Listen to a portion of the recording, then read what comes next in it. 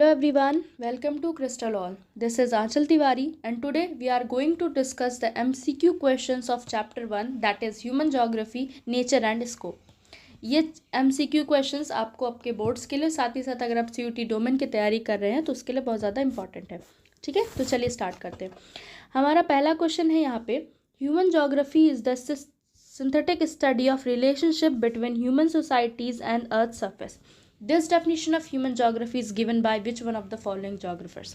हमारी जो डेफिनेशन दी गई है कि ह्यूमन जोग्राफी एक सिंथेटिक स्टडी है between the relationship of human societies और अर्थ सरफेस। ये डेफिनेशन किसने दी थी?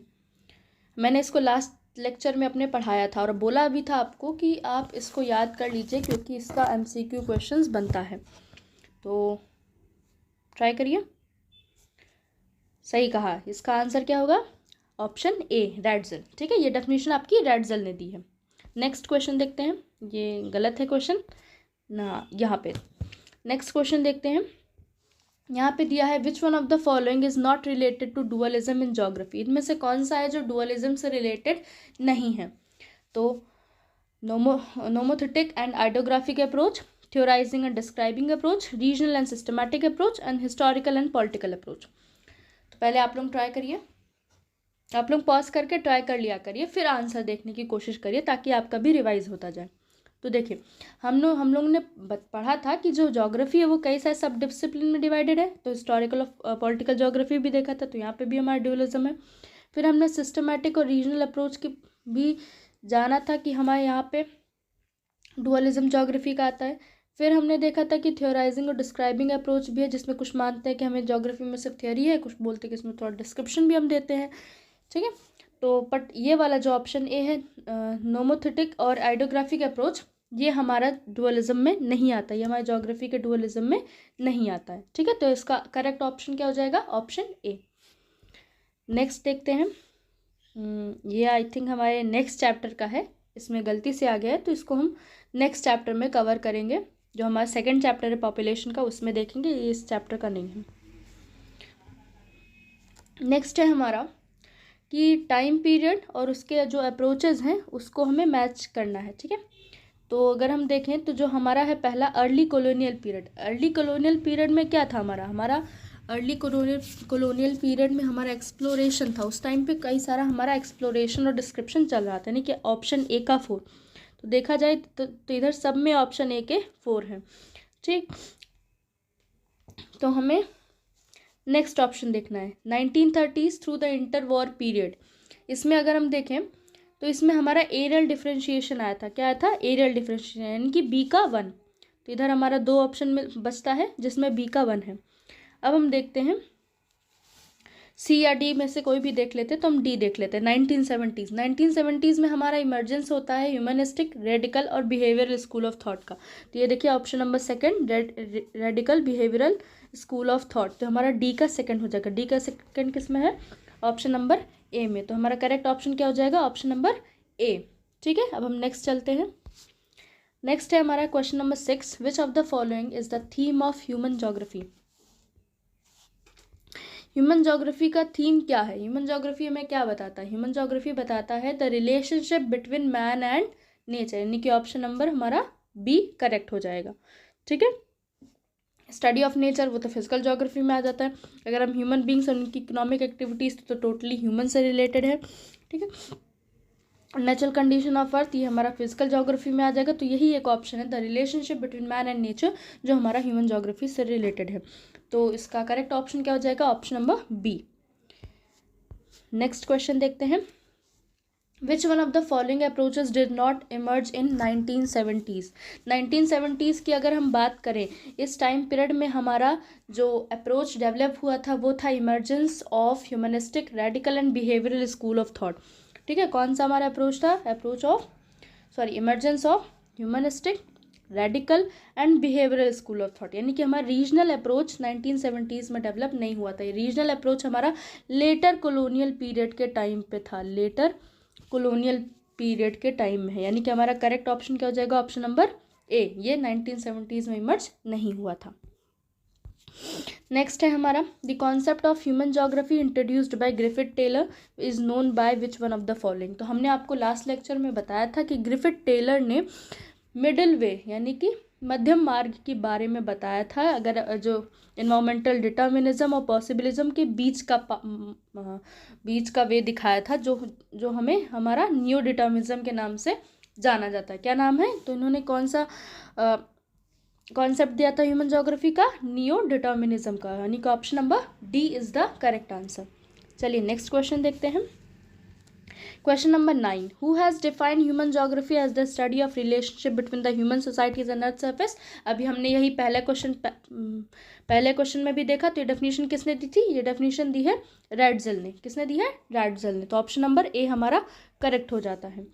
फिर हम देखते हैं, human geography studies the changing relationship between unresting man and unstable earth. ये जो डेफिनेशन है, ये डेफिनेशन किसने दी थी? बताइए। ये डेफिनेशन दी थी एलन सी सैम्पल ने। ठीक है, ये जो डेफिनेशन है कि चेंजिंग मैन और चेंजिंग अर्थ के बीच में जो चेंजिंग रिलेशनशिप है, उसकी अगर हम स्टडी करते हैं तो वो हमारा ह्यूमन ज्योग्राफी में आता है। ठीक है, ये यहाँ पे ऑप्शन नंबर डी हमारा करेक्ट आंसर है।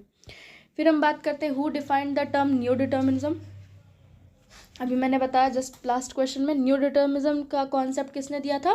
ग्रिफिथ टेलर ने। किसने दिया था? ग्रिफिथ टेलर ने। सो ऑप्शन नंबर 1 या ऑप्शन नंबर ए हमारा करेक्ट आंसर है। Next, who have give the concept of stop and go determinism. Stop and go determinism को हम नियो डिटर्मिनिज्म भी कहते हैं। स्टॉप एंड गो डिटर्मिनिज्म को हम न्यू डिटर्मिनिज्म भी कहते हैं। तो ये किसने दिया था? ग्रिफिथ टेलर ने, यानी कि ऑप्शन नंबर ए हमारा फिर से करेक्ट हो जाता है। फिर हम देखते हैं, विच of the following is not a sub field of human geography. इसमें से कौन सा है जो हमारा सोशल ज्योग्राफी का सब फील्ड नहीं है?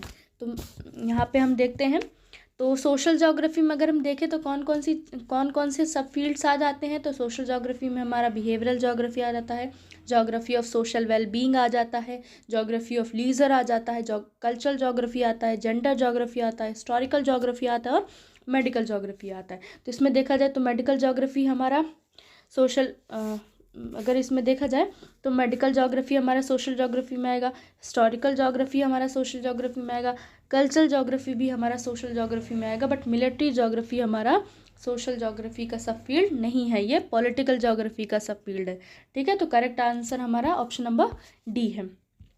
नेक्स्ट हम बात करें तो in which period quantitative thought became popular in geographic studies. तो देखेंगे कि किस टाइम पीरियड में हमारा जो क्वांटिटेटिव थॉट था स्टडी करने का ज्योग्राफी को, वो कब इमर्ज हुआ। तो क्वांटिटेटिव थॉट हमारा इमर्ज हुआ है 1970s के आसपास में, हमारा जो क्वांटिटेटिव रेवोल्यूशन हुआ था। ठीक है, तो 1970s इसमें तो ऑप्शन दे नहीं रहा, 1850 हो नहीं सकता, 1920 भी नहीं हो सकता, 1900 तो लेट 50s 1950s यानी कि 1950 के बाद के टाइम पीरियड में हुआ था। 1950s के बाद में क्या आता है? 1970 आता है, तो उसके बाद के टाइम पीरियड में हमारा ये हुआ है। ठीक है, तो करेक्ट ऑप्शन आपका डी हो जाएगा। नेक्स्ट है हमारा, which school of thought is mainly concern with the social wellbeing of people.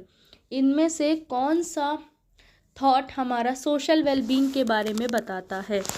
तो रेडिकल नहीं, पॉसिबिलिज्म नहीं, वेलफेयर नहीं, हमारा है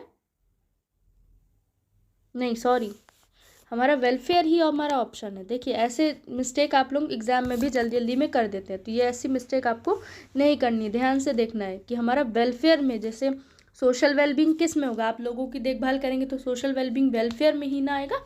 तो वेलफेयर या फिर जिसको हम ह्यूमनिस्टिक स्कूल ऑफ थॉट भी कहते हैं, इसी में हमारा सोशल वेलबींग के बारे में हम बात करते हैं। ठीक है, रेडिकल में हम बात करते हैं कि रूट कॉज क्या है सारी पॉवर्टी, डिप्रीवेशन और सोशल इनइक्वालिटी का।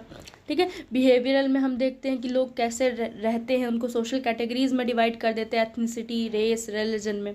पॉसिबिलिज्म तो मैंने बताया कि यहाँ पे ह्यूमन डोमिनेट करता है, वो नेचर को अपने अकॉर्डिंग चेंज करता रहता है। तो सोशल वेलबींग किससे रिलेटेड हुआ? वेलफेयर से, इसलिए ऑप्शन नंबर सी क्या है? करेक्ट ऑप्शन है।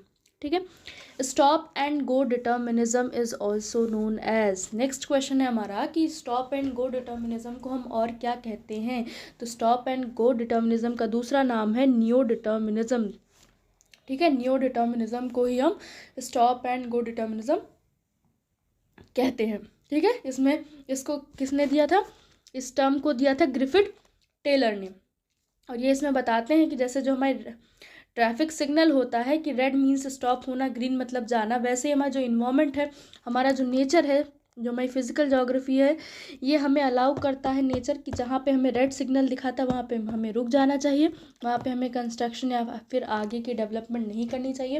और जहाँ वो हमें अलाउ करे, यानी कि जहाँ हमें वो ग्रीन सिग्नल दे, वहाँ पे हमें आगे उसको मॉडिफाई करके अपने यूज़ में लाना चाहिए। तो ये दिया था हमारे ग्रिफिथ टेलर ने, इसलिए इस क्वेश्चन का करेक्ट आंसर हो जाता है हमारा ऑप्शन नंबर सी। अब हम अपने नेक्स्ट क्वेश्चन पे आते हैं। यहाँ पे पूछा है कि which of the following is a sub field of economic geography. Economic geography का सब फील्ड क्या है। तो हम अगर बताएं तो इकोनॉमिक जोग्राफी में कई सारे सब फील्ड आते हैं, जैसे geography of resources, geography of agriculture, geography of industries, geography of marketing, geography of tourism, geography of international trade. अगर आप लोगों को ये सब नहीं समझ में आ रहा तो आप अपने लास्ट लेक्चर जिसमें हमने ये सब इन सबको अच्छे से कवर किया उसमें आप देख सकते हैं। ठीक है, तो अब हम इसमें से चूज़ करते हैं कि जोग्राफी ऑफ एग्रीकल्चर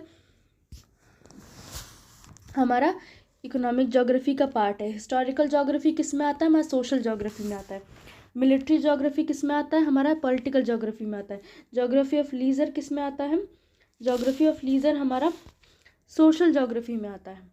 ठीक है, तो जोग्राफी ऑफ एग्रीकल्चर ही है जो हमारा इकोनॉमिक जोग्राफी में आएगा। तो इसका करेक्ट आंसर क्या हो जाता है, option number D. Next question देखते हैं हम। तो अगर आपको से यही रिक्वेस्ट है कि आप इस क्वेश्चंस को जो मैं करा रही हूँ उसको पहले मेरे से पहले आप खुद ट्राई करें करने का, ताकि आपका रिवीजन होता रहे, फिर मैं आपको करेक्ट आंसर बताऊंगी। ठीक है, कमेंट करें इसका आंसर मेरे बताने से पहले। ठीक है, फिर आप कमेंट में जाके उसको चेक करें कि क्या मेरा आपका सही था या गलत। ठीक है, नेक्स्ट क्वेश्चन है हमारा, the study of the inter relationship between human and environment. ये क्या है, मतलब जो स्टडी जब हम करते हैं ह्यूमन्स और इन्वायरमेंट की, उसको हम क्या कहते हैं, उसको हम कहते हैं ह्यूमन जोग्राफी। यानी कि डेफिनेशन ये ह्यूमन जोग्राफी की डेफिनेशन क्या कहती है, human geography is the study of the inter relationship between the human and their environment. ठीक है, तो इसका करेक्ट आंसर हमारा ऑप्शन नंबर बी होता है।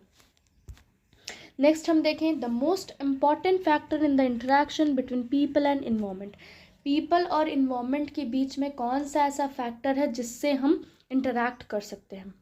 पहला ऑप्शन हमारा ह्यूमन इंटेलिजेंस। मान लीजिए हमारे पास इंटेलिजेंस है बट हमारे पास कोई टूल नहीं है जिसके थ्रू हम उससे इंटरैक्ट कर सके, तो हम इंटरैक्ट कर पाएंगे, नहीं कर पाएंगे।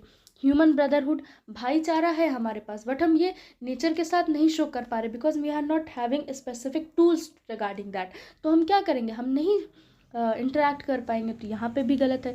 फिर पीपल्स परसेप्शन देखें तो यहाँ पे जो लोगों का जो माइंडसेट है उसके थ्रू भी हम नहीं इंटरैक्ट कर सकते until we are having the important tools that is required, तो हम नहीं कर सकते उसको।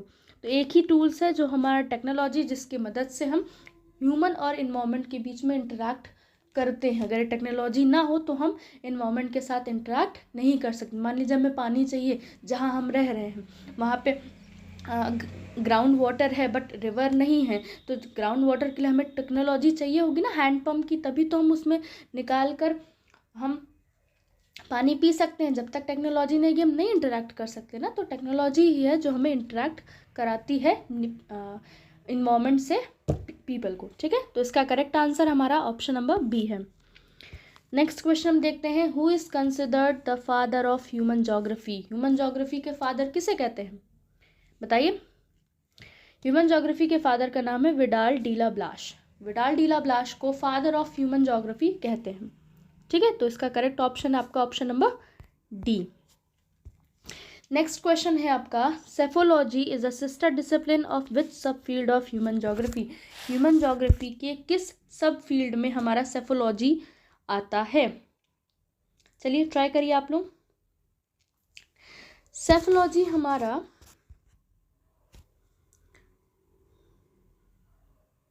देखा जाए तो इलेक्टोरल जोग्राफी का सब फील्ड है हमारा सेफोलॉजी। ठीक है, किसके अंदर आता है, इलेक्टोरल जोग्राफी। और इलेक्टोरल जोग्राफी किसके अंदर में आता है, हमारा पॉलिटिकल जोग्राफी के। ठीक है, ठीक है, यानी कि पॉलिटिकल ज्योग्राफी का सब फील्ड क्या है, इलेक्टोरल ज्योग्राफी, और इलेक्टोरल ज्योग्राफी का सिस्टर डिसिप्लिन हमारा सेफोलॉजी हो गया। ठीक है, ठीक है, तो इसका करेक्ट ऑप्शन क्या हो जाएगा हमारा, ऑप्शन नंबर बी।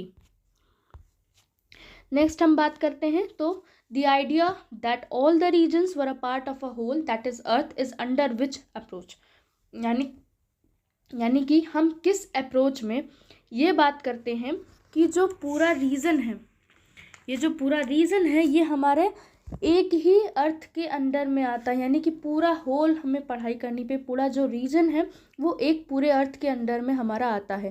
तो ये अप्रोच हमारा रीजनल एनालिसिस में आता है, जो लेटर कॉलोनियल पीरियड में डेवलप हुआ था। किस में हुआ था, लेटर कॉलोनियल पीरियड में डेवलप हुआ था, कॉलोनियल पीरियड में। ठीक है, तो यानी कि रीजनल एनालिसिस में हम बताते हैं कि जो पूरा रीजन है वो पूरे अर्थ का हमारा पार्ट है। ठीक है, ये आपको जो आपकी बुक में ये टेबल में दिया गया है, तो आप इसको टेबल को अच्छे से प्रिपेयर कर लीजिए, ताकि इस तरह के क्वेश्चंस अगर आपको डोमेन में या बोर्ड में पूछे जाएं तो आप बता सकें। ठीक है, तो उसका करेक्ट ऑप्शन हो जाएगा हमारा option number D. Next question देखें, historical geography to which field of human geography.